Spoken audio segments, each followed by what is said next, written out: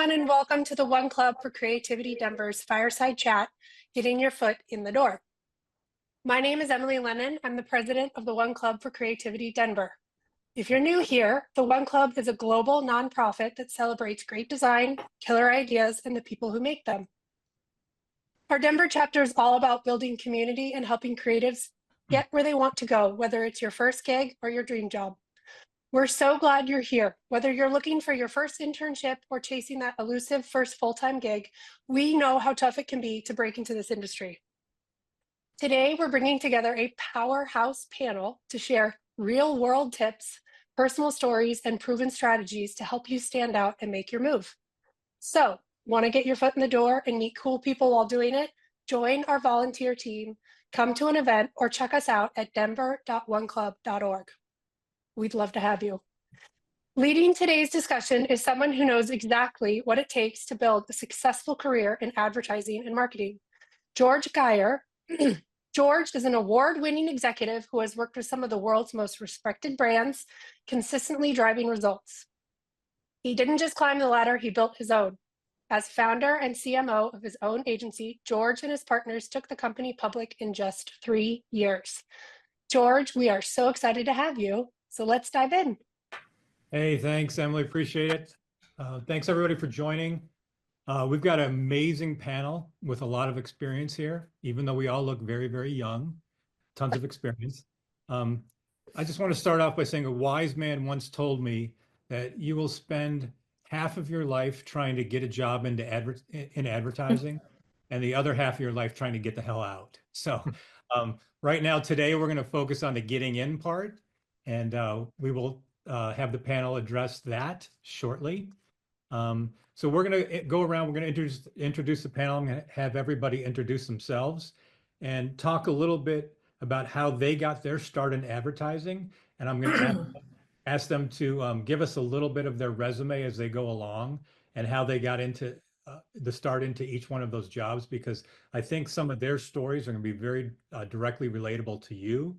So first up, we're going to start with Darcy O'Neill from, Darcy, you are from WorkInProgress. Thank you. Correct. Yeah. Nice to see everyone. I got my start in this business through a kind of an atypical route. Graduated with a college with a pre-med degree and a minor in furniture design. So a little bit all over the place, not sure what I wanted to do. As I was applying to medical school, I remember it very clearly. My dad sat me down and said, I don't think dads are supposed to encourage their kids to not go to medical school, but I think you'd be really good at and really enjoy a creative career. And he was on the account, he was on like a client side of some pretty major brands. And so as I was contemplating this, I did a brief summer internship at this ad agency in Toronto and loved it and realized this was a lot of fun and a really good potential place that kind of fit my personality perhaps better than slogging on through several more years of medical school.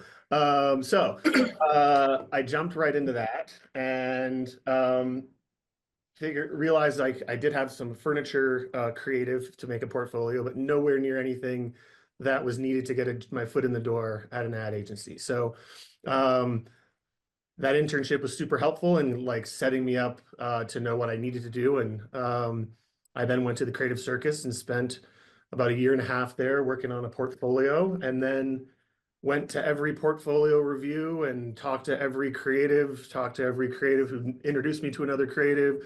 It was just a grind, to be honest with you. And one day my partner and I got lucky. We met up with Rob Baird, who now owns Preacher, who was at Mother at the time, and they were looking for a junior creative team, liked our book. Next thing you know, we were flying up to New York and got a job there. Very grateful for that first gig. Taught me a lot about what I think makes effective creative and how to work with other people. And there's no secret other than just grinding it out. And eventually one of those things will click. The timing will be right. The situation will be right. And then you're in. Like there was the head of Creative Circus told me the hardest job is to get to your first one. It's like, then once you're in the club, you're in the club. It's easier to bounce around or move around or get additional jobs. It's just that first job can be a grind, and don't let that get you down, because once you're in, it's much easier. And I want to tap into what you said. Tell me more about furniture design. How do we get into that? How do we do that? Look, occasionally we still use it. We'll build like benches for clients or things like that. I loved it.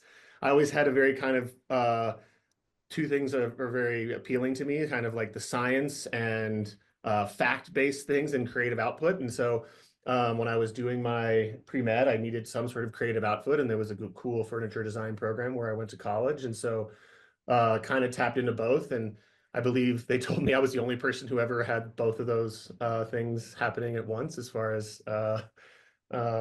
majors go. But yeah, it was I loved it. It was like really nice to be able to make something tangible, design it, feel it come to life. I still really enjoy that, to be honest. A couple of pieces in my house I've still made. And I think those two things, both the science part of things and then the crafting and the making, are two things that could not be more valuable now, right? I think I spent at least half of my career arguing against testing or pushing against it or wanting to just be creative for creative sake. And I think those days are long gone. And now I fully embrace the science to drive the creative. And looking back on my history, those two things kind of have led to a very effective creative mindset for our current age. Cool. That's very interesting. I think you're going to find that your story is very similar to many people that we meet in this business. They may have started in another area of expertise, and what it just shows you, we're dealing with some very, very smart people in this business, and it's great to have that well-rounded background behind. And George, I'll build off the one thing there. It is really important. Like we're such an interesting. I mean, I'm an outlier. I've worked on one client now for about 10 years, but for the first part of my career, it's like, as a creative, you suddenly have to understand someone else's business, understand the parameters around it, understand the ins and outs of their products. And it's like being able to be a quick learner or be able to take in, study something quickly, I think is a really important trait that will lead to winning pitches and being a great partner for our clients. That's a great point. Next up, we're going to talk to Ann Macomber from Tracy-Locke. Ann, tell us your story. Hi, excited to be here today. I love talking about this. And the story I like to tell about how I got into advertising was that I cried my way in. And I was working as an intern, an unpaid internship. And I had two other jobs on the side. I was making smoothies, and I was working as a clown, which is kind of its own story unto itself. And also not a lot has changed in 30 years. But I was working at an agency in Boston, and I was an intern still. And an idea that I had pitched to my creative director made it into the final cut to go to clients. And I was invited as an intern to come to present to the CMO of TJ Maxx. So I was in a meeting. I was 22. I was way over my head. And through the course of this meeting, we presented an idea, and my CD and the ACD presented an idea. And over the course of the development of it, all of the ideas that were in my partner and my campaign got slowly sucked into the idea that was being presented by my ACD, and that idea was sold in. And being 22, the natural reaction to that was to start crying. And I cried so long and so hard that I had to be removed from a meeting, and I got put in a cab, and I got sent back to the agency as a way of, containing me and not completely screwing it up for everyone. So I got sent back to the agency, and I sat in my office, which was like a supply. We had offices back then, and I had like sort of a supply cabinet that had been like refurbished into the intern office. And I waited for my ECD to come back and talk to me, and what I thought was, fire me and dismiss me. And he calls me into his office, and he says, I heard what happened today, and I want to talk to you about it. And I'm still like my nose is running and my eyes are like everything. I'm just a disaster. And he says, I heard what happened, and I'd like to offer you a job. And I said, why? What? Like I screwed everything up, And he told me something that I will never forget, which is, you can always teach tact, but you can never teach passion. And to me, to this day, like that is the thing that has driven me. I cared so much about the work. I cared so much about that. I was so excited about it that overshadowed kind of the young, naive disaster that I was in that moment. And I really try and remember that going forward when I look at students, when I look at books, when I look at new hires, that like passion, if you have that, like you will go far, but you can never light that fire in people that don't really have it. That is a brilliant story. I love the story. I've never, at first I thought you were going down the road of my strategy was crying, but actually, you're so right of the passion thing. I spend a lot of time talking to people wanting to get in the business. And if you don't see the fire, if you don't see the love, if you don't see the passion, you move on. And that is so huge. And I always tell people because creatives sometimes aren't comfortable getting up and presenting to clients and standing up and doing all that. They're just not. Quite frankly, we're introverts. And I always tell people, you will be excused everything in your life as long as you have passion. And I think it's a wonderful story. So thank you for sharing. Thank you. Jamie, you're up next. Give us your history and your break into the business. Yeah, I'm Jamie Slade. Nice to meet you. I started, it kind of started in college. In college, I was, by the way, I'm the executive producer at $11 Bill. We're a post-production house in Boulder. So we do editing, animation, VFX, color, kind of soup to nuts. You can kind of bring a job here and we'll make it look good for you. But I would say that my start into the creative world was definitely in college. I was doing a bunch of music videos with like my buddies. They're And amazing, by the way. I just sorry to interrupt you. Those videos are. Thank you, Darcy. No, yeah, it was just like it was a thing that we just kind of challenged ourselves, me and two other buddies. We were like, okay, like every week we're gonna make a music video, and like it was like we kind of held ourselves to these guidelines. Like every single week we're gonna put one out, and so like one week went by, putting out a music video, and I didn't really realize it at the time, but now looking back, I can say that yeah, I was producing those videos, so I was like putting everything together on a $0 budget and trying to figure it out. And then I was lucky enough, so that was like a fun thing, and I kind of realized, okay, I kind of have the itch for production. I kind of have the itch for kind of making things and putting things out there. So then I was lucky enough to kind of graduate from the journalism school at University of Oregon, and with a focus in advertising. So I kind of knew like, okay, I want to do advertising. Got an internship at Crispin Porter out in Boulder, Colorado. And I was an intern in content management, which at the time at Crispin, content management was like your account side of things. And so I kind of quickly realized that me personally, like, I wasn't necessarily like the strongest at generating like grammatically correct emails, like, and kind of back to the clients. I was like, that wasn't really my thing. And so I kind of figured out that there was a production department. And so I kind of attached myself to the production part at Crispin, realizing this is kind of more my skill set.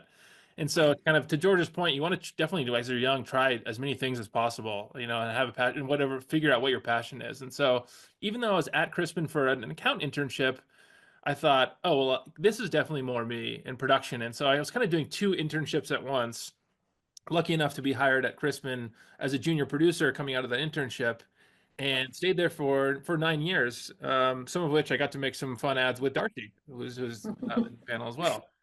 So yeah, so that was my kind of my agency stint. Ended up staying at Crispin for 9 years, touched a bunch of different clients like Infinity Cars, Kraft Macaroni and Cheese, Hotels.com. Got to kind of like hone my skills in comedic dialogue, but also really beautiful design work. All the while kind of maintaining as agency producer, kind of trying to figure out who the best production companies are out there, kind of like who's doing the best who are the best directors out there, kind of scouring links and reels. And so I did that for a very long time. And then now I'm on the post side of it as the executive producer at $11 Bill, where agencies and brands will come to us, and we'll kind of put together their 30-second spots, their social campaigns and animations, and really anything post-production we can do. So that's sort of my spiel. Yeah.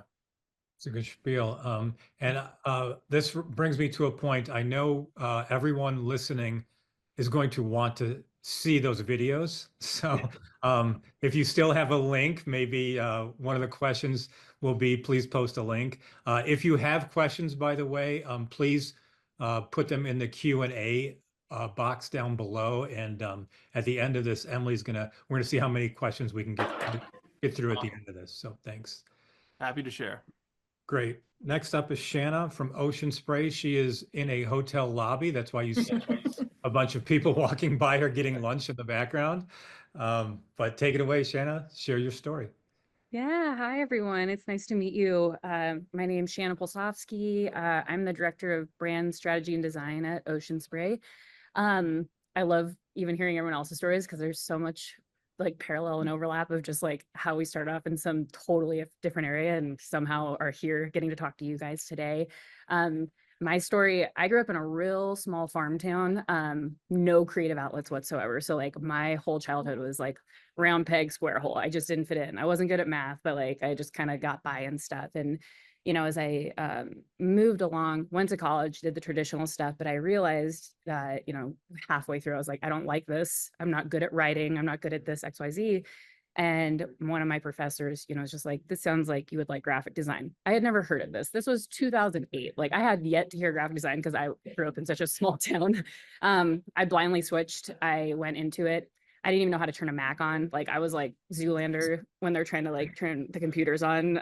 Like I was blindly starting. I had a long way to like crawl my way up to figure out even like what I was doing with this degree. But I think that's what really made me hungry for it more than anything.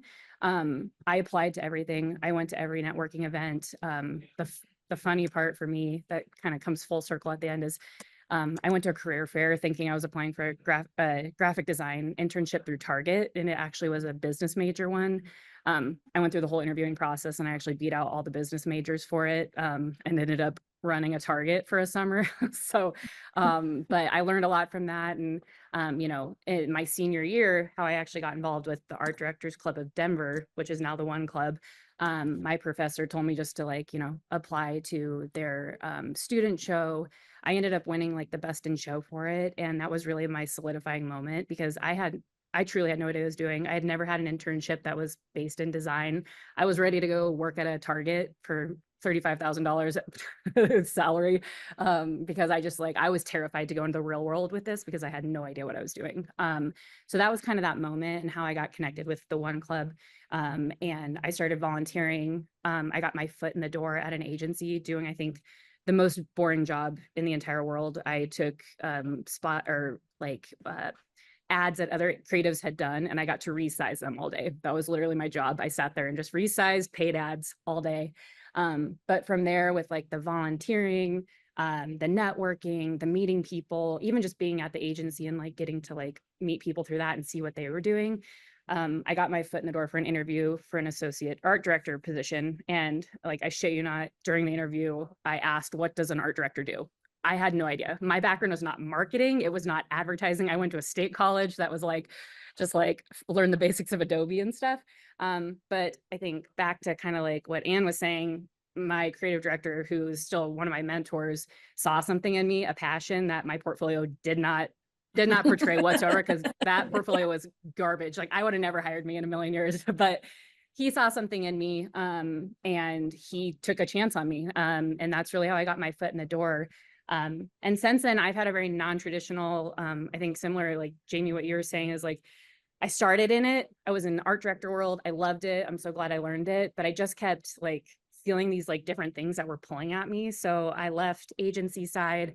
I went in-house. I did freelance. You know, I've bounced around between everything, like started in shopper marketing, moved into in-house with like, you know, spot creation, stuff like that. From there, I went over to CPG packaging design, which was a really big leap. In-house ran the creative director for a few in-house teams that spanned CPG to beauty to tech. And then really I landed in the door at Ocean Spray 2 years ago because of all of those connections and stuff. And what I have learned over that time is I actually really love creative operations. I love strategy. I'm lucky if I get to design much anymore lately, but I get to really hone in on my strategy side of the business and actually building out teams in that creative operations side as well on top of packaging design. So, I mean, if you told me, like I said, starting in that small farm town to where I am now, I still have pinch me moments every day, and I could have never expected to kind of get to this point. So. Wait, Shanna, can I just pick up on something that you said there that was so, I thought, important and it's sort of in the middle of there, which is that your first portfolio was like total trash. Mine was such trash. And I'm so old that it was like laminated trash. And the same creative director that ended up hiring me, he made me go back and redo it. I brought my portfolio and I was like, here's my stuff. And he was like, great, throw all that out the window and come back with like 15 new ones. And I went through that 3 times. And that's actually how I got into the internship. And I think that's like a key piece of it, is like, don't be afraid to like start over and start over and start over, because that dig deep you'll have to have for the rest of your career, rather than dragging your sorry ass little portfolio around and showing it all the time and not continually revising that. Yeah, I am so thankful I don't have anything to show from my portfolio when I left school, because I don't even think between leaving school and when I first interviewed, it was anything I did in school. Like I would do little like fun side projects or things I volunteered for. Those all started to take over my portfolio, because anything that was done during school was a growth opportunity more than a like portfolio. So I was just learning the fundamentals of Adobe at that point. He wasn't hiring me for my portfolio. It was the passion piece, I think, truly more than anything. But isn't that so important, Shanna? Like between, like Jamie mentioned his videos, that's when I first met him. It was like, oh my God, these are so great. Like I look so much for, I did the same thing. So much of my work was like, I was just hungry to make things. And so my early portfolio was like, ooh, I have a random second cousin who's opening a coffee shop. I'm gonna make a bunch of ads for them. I'm gonna do their menu. I'm gonna like, just volunteering to make anything at any time goes such a long way. The caring about making things, and it goes more than what's actually in your book when you leave school. Because like you said, it's there. None of our books were great when we left school. And somehow we got jobs. So I think too, what Shanna is adding, besides the discussion around passion, which is extremely important. I love hearing her talk about honesty. What does an art director do? I think is brilliant. If you don't know, ask. It's okay to ask. And I love dumb questions. They're my favorite, because like I ask them, my whole MO is like, I'm probably the one that's like especially now, least qualified to be in a room all the time. And I have no problem raising my hand. And when other people are like brave enough or feel honest enough to like that they can ask those too, I think it's the most endearing thing about a person if they're willing to be vulnerable and ask that question. Right, that's the best thing. You want to be the stupidest person in the room. Like that's the mistake everyone makes. Like on no planet do you want to be the smartest person. You want to be the stupidest, right? And so we say a lot, there are no stupid questions, only stupid people, the ones who don't ask questions. So we really try and back to what Darcy was saying about, you have to learn new things, and you're learning in 24 hours, you got to learn a whole new business. Time to ask the questions. And if you're silent, it means you know everything, but you don't. You're not paying attention. Or you don't care. And, so I think this is very important. And then I think another word that Shanna introduced is chutzpah. It's like I'm just going to go and ask and do, and I'm going to throw myself on the train tracks and see what happens. And I see a lot of timid people, and again, goes back to we're being introverts. This is nobody expects you to be Einstein. You get out there and ask the questions, throw yourself, get involved. Those are the kinds of messages we're hearing over and over. So let's let Ryan finish up with our panel, and we'll get into some specific questions. Yeah, another roundabout advertising entry story. Unlike I had no med school prospects. I started out actually in journalism. I was a columnist and an editor at my college newspaper. Got a job at a daily actually before I graduated, and pretty immediately got convinced by all the wise old guys that I work with that newspapers are dying and I should probably get the hell out. So from there, I pivoted briefly into politics. I worked as a speechwriter for a short time. And then once it became clear that politics was not like the West Wing, I also wanted to get the hell out of that. So just looking for a way to move out of Ohio and live somewhere fun like New York, I got into advertising. I actually got my first advertising job. I got hired, and my first day at this agency, East West, I was told by the person who hired me that they thought that the position I was being hired for was a full-time position, but it was actually only a contract position, and they could maybe squeeze me in for another week. I had picked up everything and moved. I was staying at my girlfriend's sister's couch. I had no other prospects, so I just started grinding. Grabbed whatever freelance writing gig I could get. In those days, there was still a freelancers union that would pay for your health insurance, which sounds like a miracle these days. Just worked for whatever I could find. I wrote financial articles. I wrote ads for a VHS and CD resale company, just anything I could.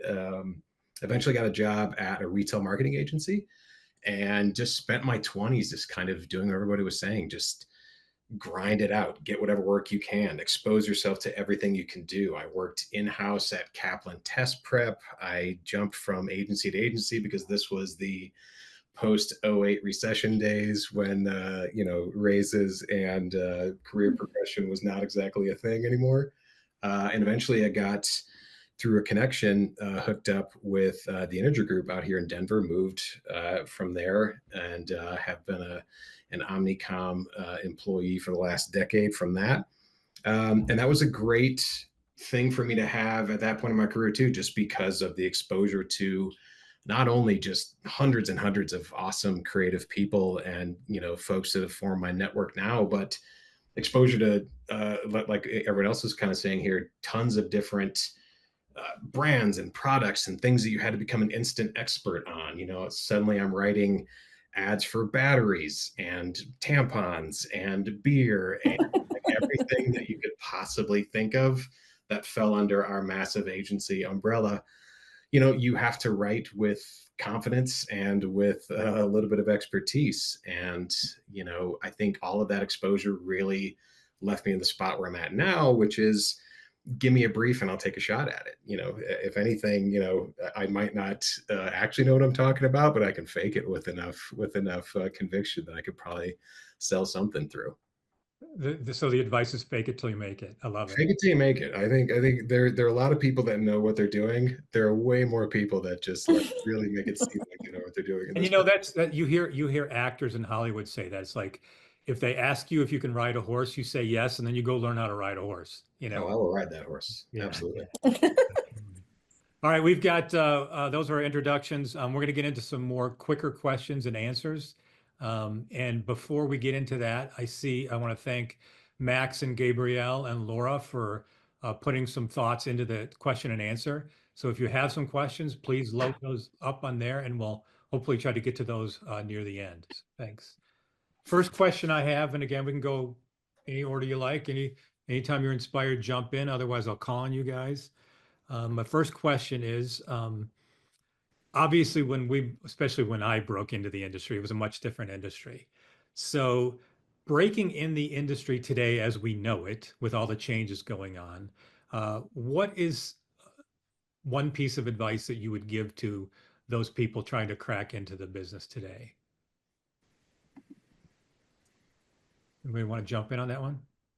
I mean, I could say the first thing is, like, outside of everything, I think we all just talked about how we kind of got in, but I think don't hyperfixate on just like what you think you want to do. Like, I know there's so many more specialized roles than it used to be even like 15 years ago, that like, I didn't even know packaging design was a thing. And now it's like my career. So I'd say, like, when you're really getting out there, put yourself out there for all the things, try all the things, then you'll start to really figure out what you're used to. And I think that accounts for both like in advertising, marketing, whatever, but outside of it too, there's so many different avenues that like you still get to do your passion point, but has nothing to do with advertising or marketing. Like there's like great ways of networking and these relationships you build outside of just advertising really can come full circle someday. Like, it's someone could be your client someday.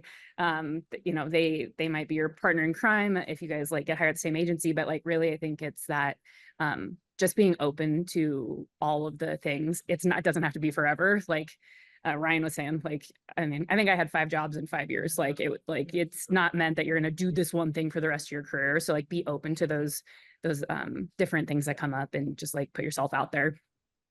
I think, yeah, and if I could echo that, just to amplify, I think just the notion of being visible and being available is such an asset at this point when you're first starting out. I think I'm working from my home office right now. Like a lot of us are enjoying the flexibility of not necessarily having to be in an office 9 to 5 days a week, like when we all started. But I think the best thing you can do is show that you're an asset. Raise your hand for everything that you have the opportunity to get involved with. Don't just be, a set of initials that's on a Zoom screen in a meeting.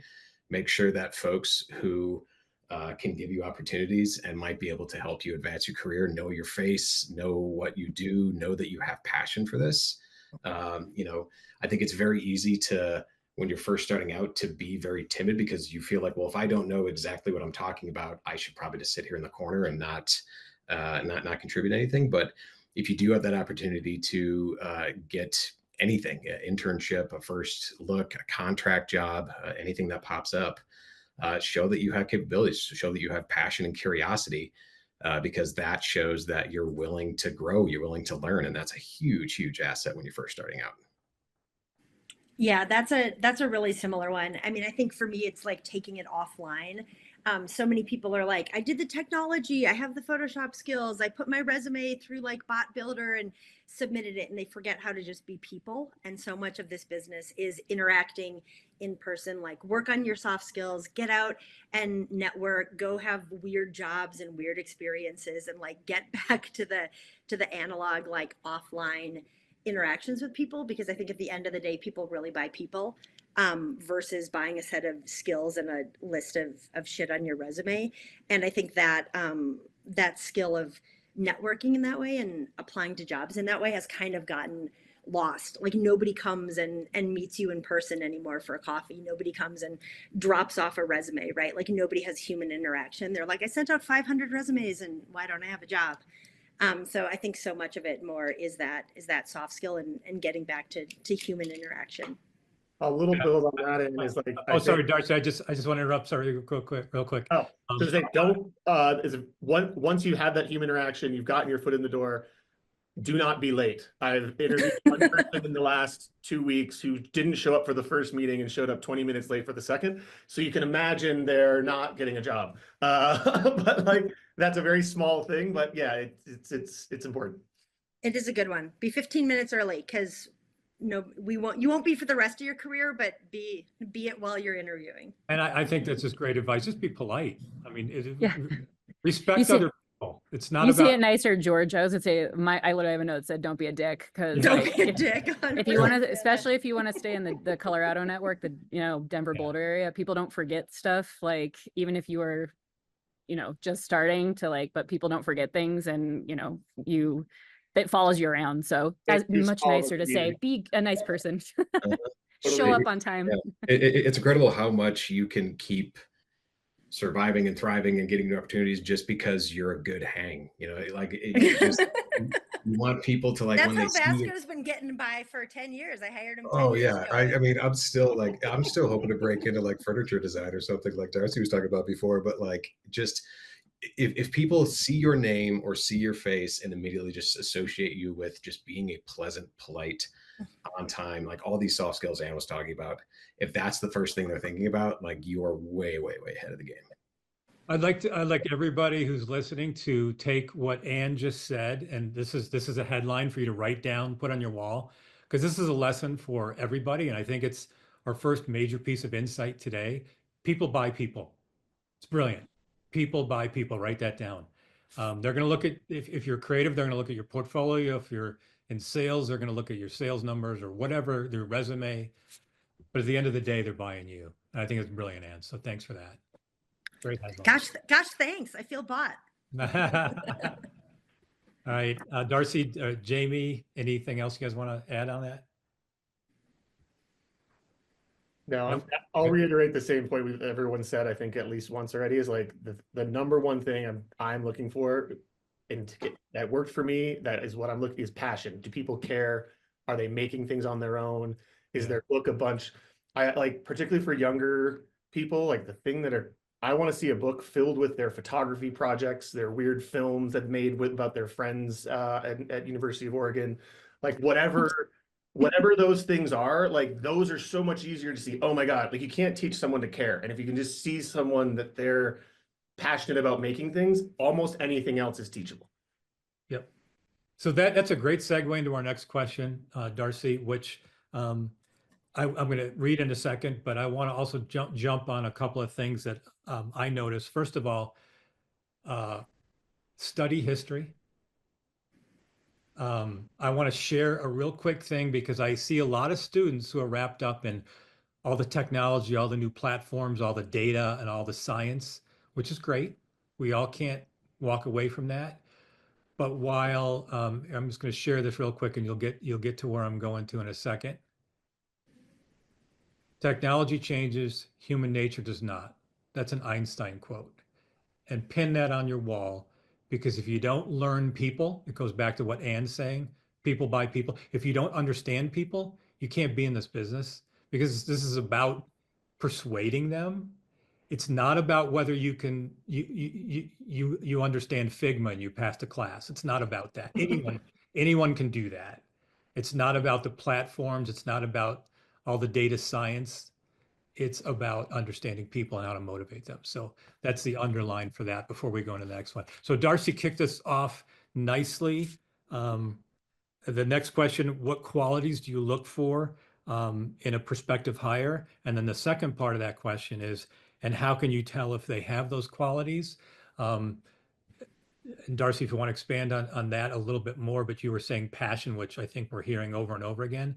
I just want to also say before we get into that, at the end of this, Emily from the One Club is going to send out a couple of links. And one of the links is it'll eliminate studying history for you because it'll be your daily history. But it's a speech, it's an interview with Bill Bernbach many, many years ago. But it's what he looks for in a creative person. And again, it's limited to creative. I know there's more people online here than creative people. But it's really well said and well thought out. And there's nothing new to his idea. It's just we forget those things. So please look for that when Emily passes that link out. So let's start this off. What do you guys look for in a prospective hire, and how can you tell if they have that? I would just say, like, really kind of echo what everyone's been saying about caring and passion. I think anyone can be really good at an interview and kind of wow themselves by saying the right words. But I think you have to be able to, as an employer, like make the right decision when you're saying, hey, I want to hire this person. You want to be able to see something that they've done, like kind of to Darcy's point. You want to see that they have a passion about it. It could be something really weird. Like I didn't even think to, like, when I was making these music videos in college, that I'd use these as leverage for a position, because I was just kind of making funny videos with my friends. And so I didn't even think like, oh, I should bring this into the interview process. But like as an employer, you want to be able to say like, oh, this person has the ability to care about something, whether it's like Pokemon cards or like sneakers or whatever, like whatever it is. You just want to say like, okay, he has that in them to care about something. He can then apply that to whatever client I have or whatever project I'm working on. So like giving that proof to the employer that you can kind of like dig deep into something is really good, I think. So I'm just kind of echoing what everyone else is kind of saying, but I think it's really important. Absolutely. George, I've got two that are kind of that feel like they might be sort of disparate, but I've always seen them as connected. One of them is humility, and the other is the willingness to embrace failure. I think ego like causes a lot of trouble, and I came up in a generation where advertising was so ego driven. You know, everybody was sort of like swinging their stuff around and showing that they were the best, and there wasn't a lot of that taught to like my generation, at least. And I think the willingness to like listen and learn really comes from humility, and it'll serve you well because you will be so humbled by this business throughout your entire career in ways again and again. And the other one is embracing failure. Like what I love seeing with people is like, tell me stuff that you screwed up, tell me the mistakes you made, tell me what you learned from them, as opposed to, there's nothing I hate more than like interviewing with somebody new and they're like, I did this and I accomplished this and I did that. Like, I want to know all the ways in which like your shit went sideways and you got yourself out of that situation, because your successes, whatever that quote is, like your successes aren't predictors of past successes, aren't predictors of future success or whatever, right? But your failures are. Like what you learn from your failures will really show you new ways to solve those problems in the future. So people that are willing to embrace that and lean in and are excited by the ways they failed, as opposed to trying to like cover it up and hide that. So that's a big one for me. I'll jump on that because I had the exact same note about ego. For me, there's nothing that's more of a turnoff than someone who comes in who is one, all they're thinking about is what the title is for the role. I don't care. I was like, same thing, probably like the end of advertising of like, but what's my title? It's like, well, how about you care about, maybe like living wages and I don't know, benefits and stuff. But like, if someone comes in gunning for a title, it's an instant turn off for me. Like I am the same. I want to know situations. How did they get to this point? What are they hungry to do? Like, I also like hate the question where you are in 5 years. I'm like, you know what? You might be here 6 months. I don't know. Like, but I think what can we get out of it? So it's like, don't worry about that title component and piece. Think about the experience you're going to get out of it. Cause like, especially if it's like a first time job out of college, you're not going to stay there probably your entire career. So like, what can you bring to the table? What can you learn, and have that like honesty with whoever is like, in that position of interviewing, because it's going to go so much further than just thinking about you in that moment and like that kind of like perfect bubble you're trying to create. So exact same thing, like leave ego at the door. That's like the biggest turnoff for, I think, like potential hires. Yeah, I want you have to. Oh, go ahead. Oh, I was going to say, sorry, Ryan. I just want to piggyback on what you said. We used to have a sign at our agency. As soon as you walked in, it was a flashing, it was an exit sign, but we took the exit out and we put a sign up that said ego kills. And it's true. Ego in this business will kill you. And I want to also jump on what you said about titles. And I kind of like did a woohoo because I tell people all the time, your title's meaningless. I said, if you go through your career and people know that you're true to your word, that you show up, that you do the work, that you are after results, your title is meaningless. Your name is your title. And that's what you got to guard. I did some mentorship with some younger students last year, and one of the first questions, or one of the first statements was, I want to be a creative director by the time I'm 23. I'm like, out, you're gone. You're gone. You don't even understand the business. Maybe they want to be something they saw on TV, but it's like, nope, can't do that. Yeah, you can call me whatever you want, as long as I'm getting paid. I don't go do it. And I'm always like, tell people, I'm like, go rename yourself on LinkedIn for all you want. Yeah, But it doesn't matter. Everybody here works for different holding companies, different agencies, different businesses. You're all going to have different titles. They're meaningless. Yes. Well, then people show up with like, hey, this is my title. And I'm like, that's your title at a job that I have no idea what you were doing. I don't know what your responsibilities were. It's a look. And I think in my experience, some of the bigger holding companies toss those titles out to just keep you around without giving you a raise, which don't ever accept that. I was once offered either a title or a significant raise, and I was like, what am I going to do with a couple of letters? That's useless to me. Like, yeah. So anyway, don't get trapped. Actually, your signature on your email should be furniture designer or once a doctor or something. Yeah. Like that. Almost a doctor. Ryan, I'm sorry, I cut you off. What were you going to say? No, I mean, just echoing what all these guys are saying, like me coming from, blue collar ass Ohio and having no idea what this industry was probably a great asset because I had no expectations for it. I was just trying to work. I was just trying to get a job. And, I think having like a baseball player's mindset of this is going to serve you well here, where like 300 makes you an all-star and hitting 400 makes you, a Hall of Famer, because you're going to spend a lot of time on pitches. You're going to spend a lot of time working towards stuff that's not ever going to see the light of day. But if you look at this as something that helps you, grow as a creative, as a strategist, as whatever your multi-hyphenate job title is, that's just going to serve you well. I mean, like having that lack of ego and having that ability to just compartmentalize and push a failure or a no from a client down is like the goldfish memory aspect of it all is a huge asset. And that piggybacks on what Ann was saying about, I'm not interested in all your accolades. Tell me about some of the failures. What did you learn from them? And then how did you proceed after that? It's a great story. We're all storytellers. That's a great story to tell at your interview. Yeah, you want to just survive. Like I'd love to tell everybody that I'm where I'm at now because of a string of successes and meteoric. No, I screwed up. I made my own mistakes. I came at things in different ways. And if you learn from it, if you keep fostering those relationships you have, and if you learn to stay humble, like you're gonna come out much better on the other end. Well, Absolutely.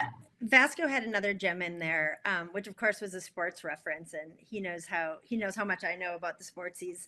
But that's really that, like, it's an at bat strategy is what I tell people a lot, right? Like the more that you have, the more opportunities you have coming in, the higher your your batting average, your punting average will. Thank you, Vasco. Your punting average will go up. So that, like, what you're really trying to do is just get more opportunities, and that will get you more success, right? It's essentially just a volume game, and the more you can have come into the top of the funnel, the greater chances of success you'll have. Yeah. I think that's where a lot of like these events and whatnot are really good for folks. There are a lot of people asking questions in the Q&A about, how do you stand out when, the hiring process is so digitally based, and how do you show up out there? And I think, you can find ways to build out and get past the portfolio problem. There are so many great resources now to be able to like give you great like spec work prompts. You can go to places like Conductor or DNAD, or even just like ask ChatGPT to spit you out something to show off your skills. But being able to supplement that with being a human being, show up to a One Club networking event, show up to these panels that we're doing here, have your name be out there. All that stuff is a great way to help get past those like weird early barriers that you're going to hit when you're just starting out. I would also add like ways to kind of get recognized is be persistent. I think this industry, you don't have to be ordinary. So go like find different ways to get your name to the top of the stack of the resume.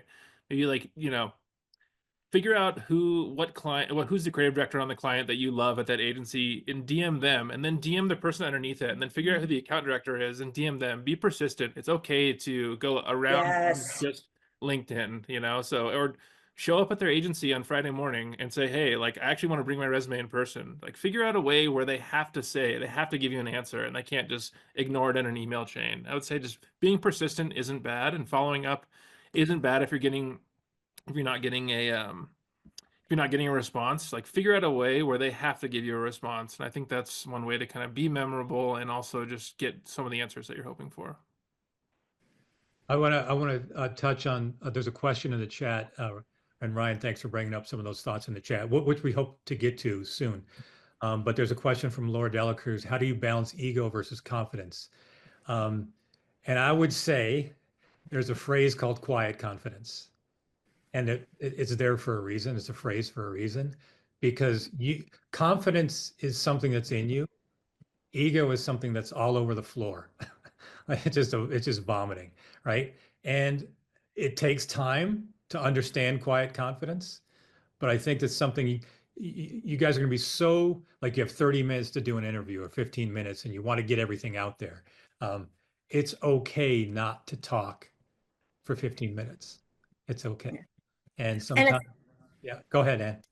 Oh, I was gonna say the other piece of that, the tangent to that, I think is confident vulnerability, which is going back to Shanna's question about like what's an art director do. I think that's sort of the winning combination. Like, don't be afraid to admit what you don't know. Be confident about what you're good at, and be vulnerable about the stuff that you don't know or haven't done, because it's an easy human way in with people. And it's I think a really good like example or microcosm, or I don't know what the right word is, that's going to be the whole job, right? Like, you show work every day. You need to have this weird duality of like confidence in the work you're showing and invented and come up with, but also the humility to have a room full of people who haven't come up with anything tell you why that doesn't work, and do that again and again and again. So like, I think like that, feeling that out in an interview is I think what Ann and Shanna and everyone here are talking about, is like, you have to have this weird duality of personality that you can,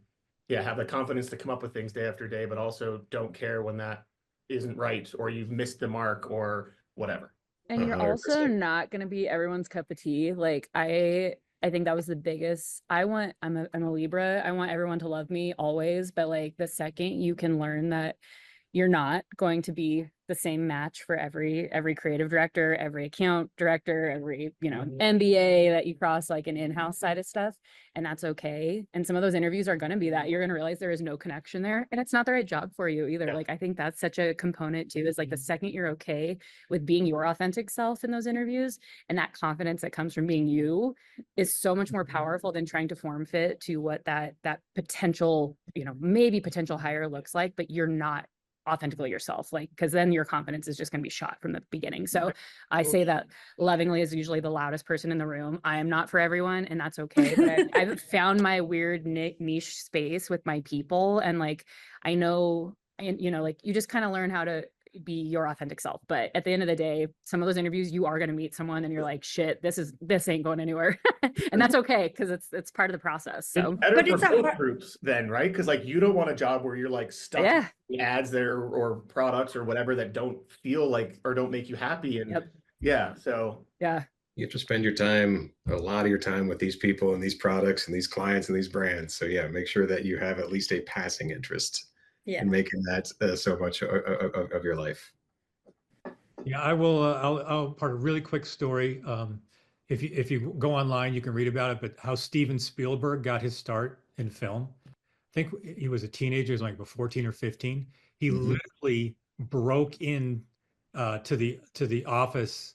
I'm not sure if it was Universal or Paramount or what. Anyway, he co-opted a closet and used it as his office. And he began then just walking around the, you know, the grounds, introducing himself as a kid. And people took him under his wing. They taught him things. This was the kind of, you know, it's what Shanna was talking about, the chutzpah, to get in and just go do it. I was looking at Ryan Reynolds was putting on a question in the digital age that we live in, you know, how do you do that?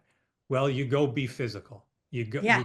you go there and you seek them out. You're not to be, you don't want to climb their fence or, you know, break into security or whatever, get arrested, but you do want to like meet those people and find the ones. And it goes back to what you were just talking about, the panel was just talking about chemistry before. You maybe meet 20 people, but if only one likes you and takes you under their wing, that's all you need.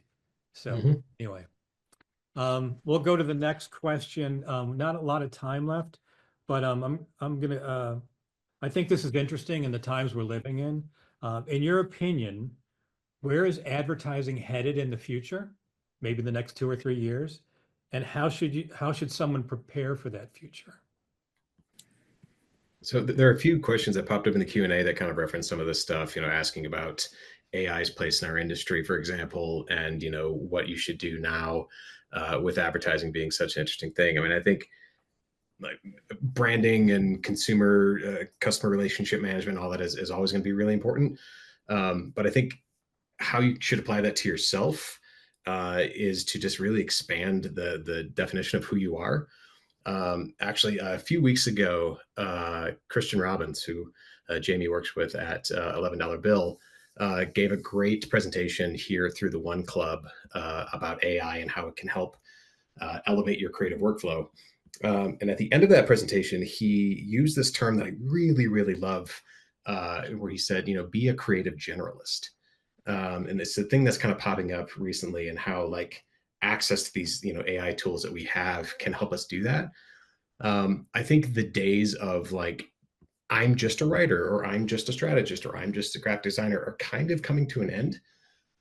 So being able to come in and be a hybrid, to be a multi-hyphenate, to be able to have at least the ability to kind of stretch your wings and dabble in, you know, I'm someone who, I don't have a lick of artistic talent in terms of, you know, illustration, but with certain AI tools, with, you know, ChatGPT 4.0, for example, I can turn a sketch for an idea that I have into a pretty reasonable facsimile of the idea to pass on to my art director partner and go from there. I have access to research tools now that I never would have had before when I started out my career. I have access to just so many other disciplines that are allowing me to kind of stretch and morph and you know really make the definitions of what my job is and what my skills are very malleable.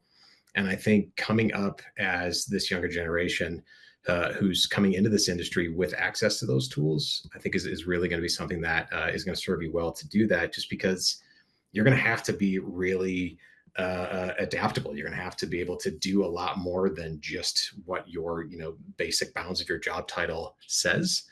And having access to these things now, I think is really going to help you stand out and just be able to try, even if it's just trying and failing, or trying and realizing that that's not what you are meant to do.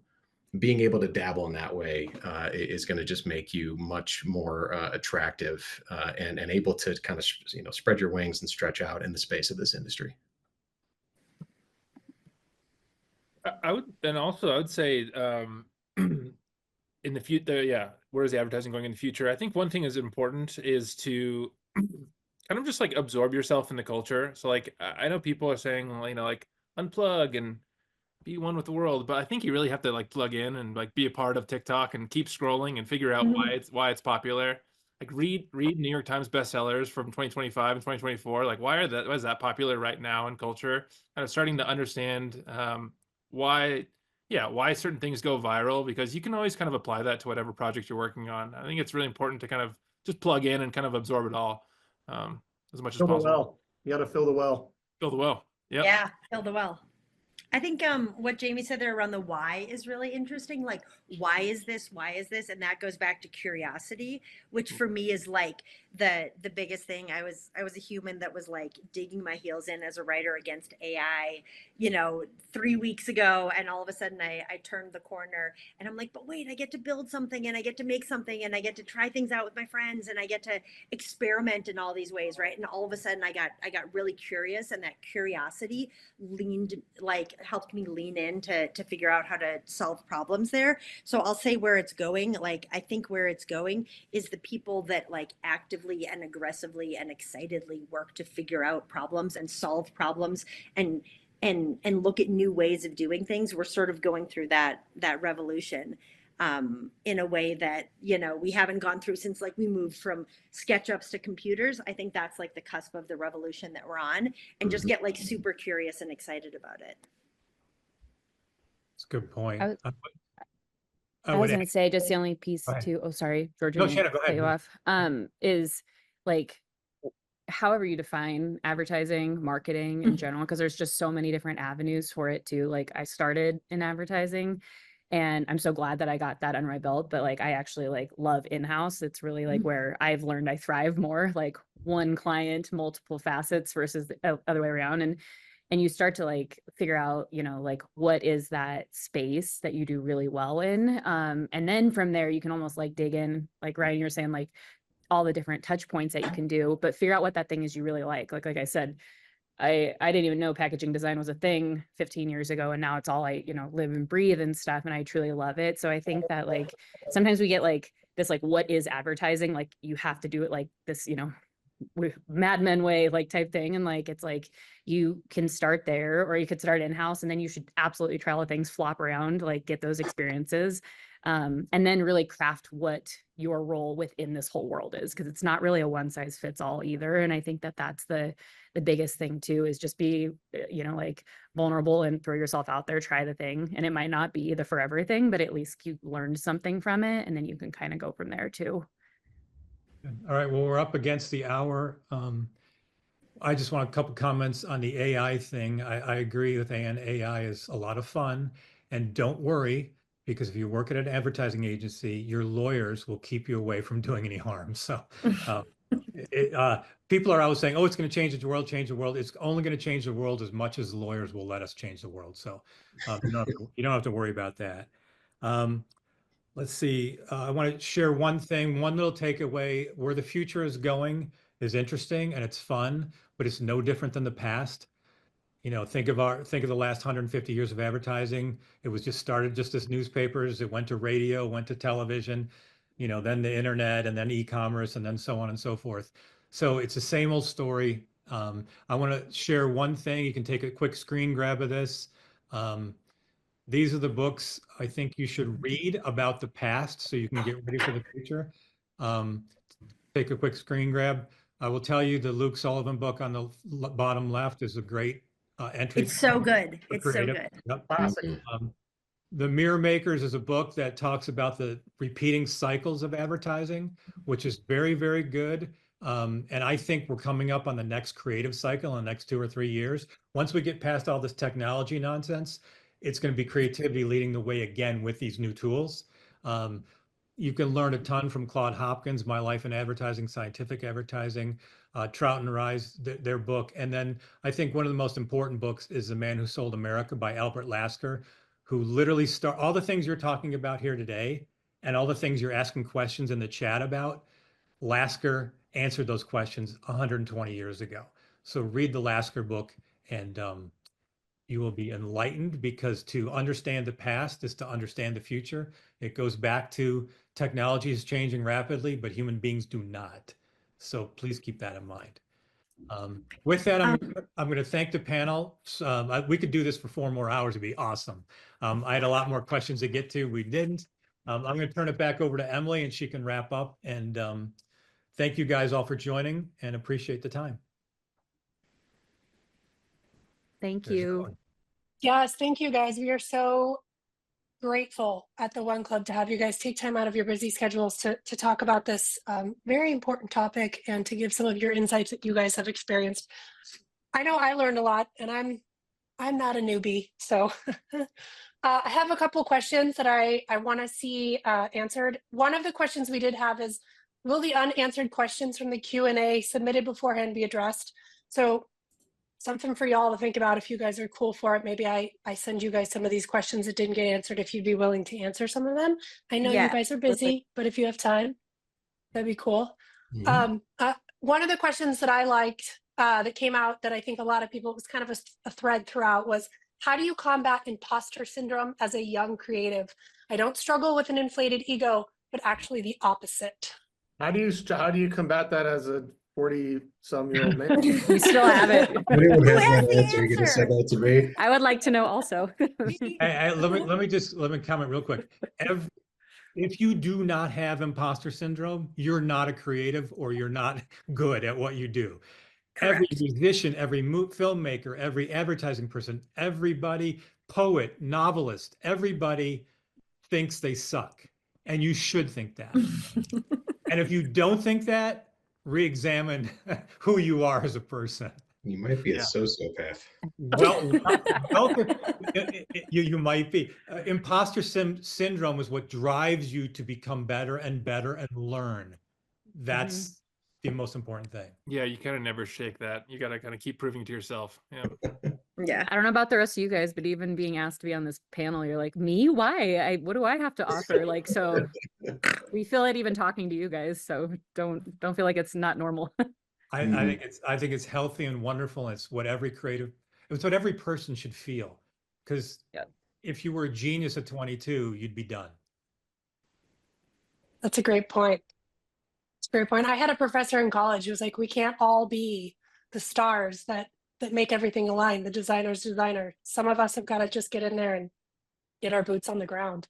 Well, it's also a sign that you're still willing to learn things, right? Which I think is not just important for this industry, it's important for life. It means that you're not old and looking back and settled. It means that you're like still wanting to add new skills, to add new little branches to the tree that you are. Like you should never feel settled. You should always feel like, shit, I don't know what I'm doing, and I should learn more about it so I can be better at doing this thing.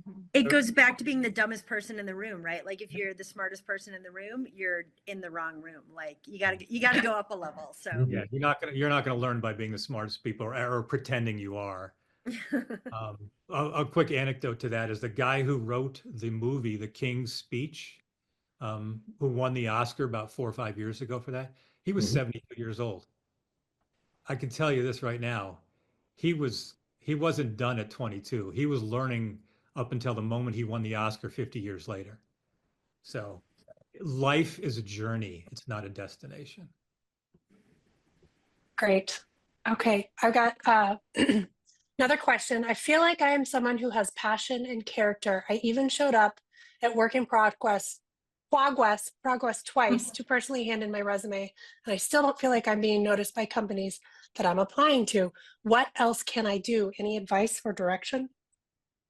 I'll throw in as the work in progress representative on the phone. Do you feel called out there, Darcy? Yeah. Yeah, I'm gonna follow up on this. Oftentimes it's also just timing, right? Like it might not be, I think we all try our best to get back to everyone and reply to people, and like sometimes you might go on a multiple week shoot or there's a massive something going on, and just timing and like making sure you get an answer, right? Like we're follow up. It might just be like, oh no, that got buried in during a busy couple days where there was like a work panic that everyone was trying to solve a client emergency or whatever. So I think don't be discouraged. You know, I think even myself, like I rang multiple doorbells many times, did follow-ups, and finally it was just that one time where it was like, oh, we actually need someone right now. Let's talk. And then specifically to WIP, this is a lot we do anywhere I've ever worked. This is the longest hiring process.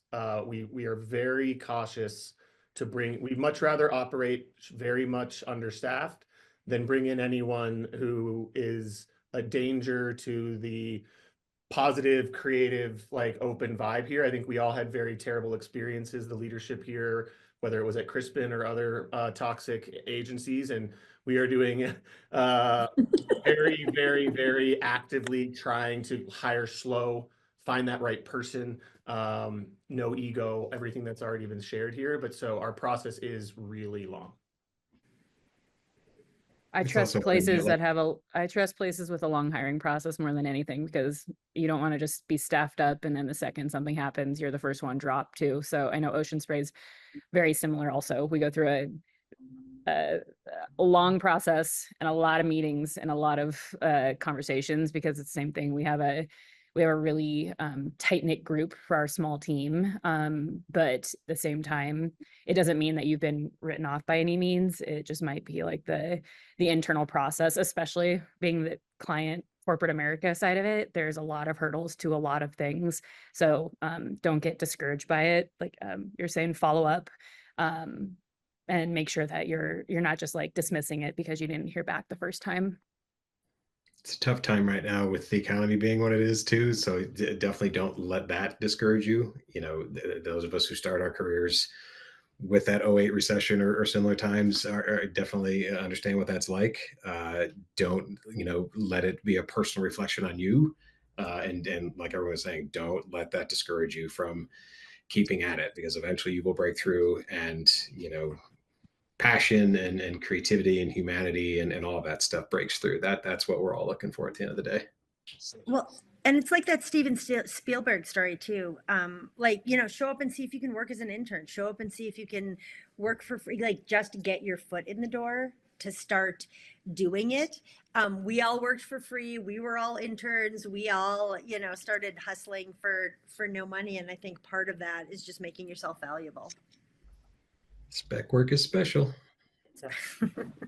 I had a friend who recently got hired with Apple, and she went through 7 rounds of interviews.